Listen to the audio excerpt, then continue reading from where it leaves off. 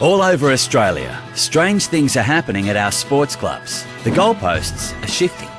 Club membership is stagnating, and in an effort to attract and retain members, changes must be made. But what can you do? These days there are more entertainment choices, more sports, and more demands on our time and our money. Our population is changing, and we have very different lifestyles. Yet, against this backdrop, there's been a spike in sports participation. Not through clubs, but through things like running with your iPod, social group cycling, going to the gym, or seeing a personal trainer. So how do you, as a club, get a bigger slice of this increasingly fractured market?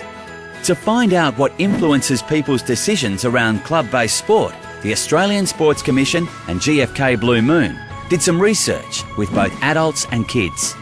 With adults, we found most people fall into 10 basic groups when it comes to sport.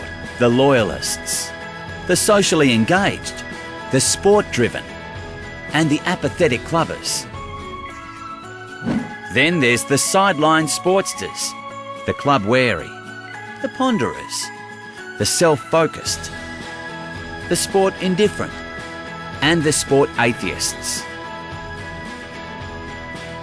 40% of non-club members aged 14 to 65 belong to a club at some point. So there's a chance to re-engage with these people on some level. And a quarter of Australians aged 14 to 65 who aren't members of a club have expressed interest in joining one.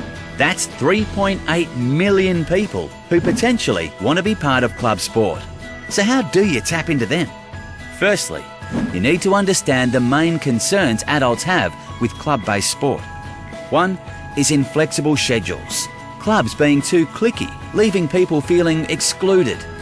Another is the cost, and limited opportunities for beginners. When it comes to kids in sport, the research identified 6 basic types: the social loyalists, the sports-driven, and the apathetic clubbers. And then you have the thrifty enthusiasts, the ponderers, and the sport-resistant.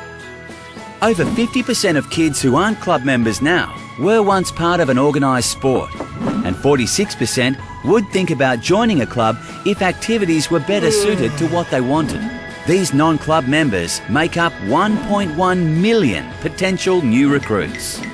The research found while some kids love the competitive side of sport, many others don't.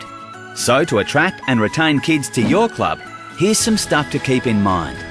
Create an environment based around fun, enjoyment, and being with friends. Value each and every player, and give everyone a chance to join in, regardless of ability. And offer flexible membership options for kids and their parents. So how can this research benefit you? Well, it might help you think outside the box to improve how your club operates. Be flexible. Cater to different groups by developing new ways to get people involved. Create alternative forms of your game that focus on fun and enjoyment rather than competition. Changing the rules might be one way of doing this.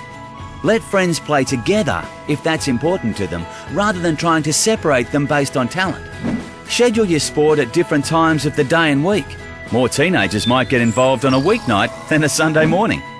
At your end-of-year presentation, have a social night to celebrate participation and your volunteers as much as you celebrate success. Ask your members about any issues at your club. By addressing the concerns, you can start to focus on the opportunities. Small changes now can make a big difference to your club later. Need some help with your ideas?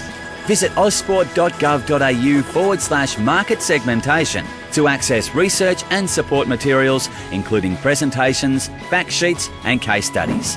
The goalposts for clubs may be shifting, but armed with knowledge, ideas, and commitment, your club can kick some serious goals well into the future.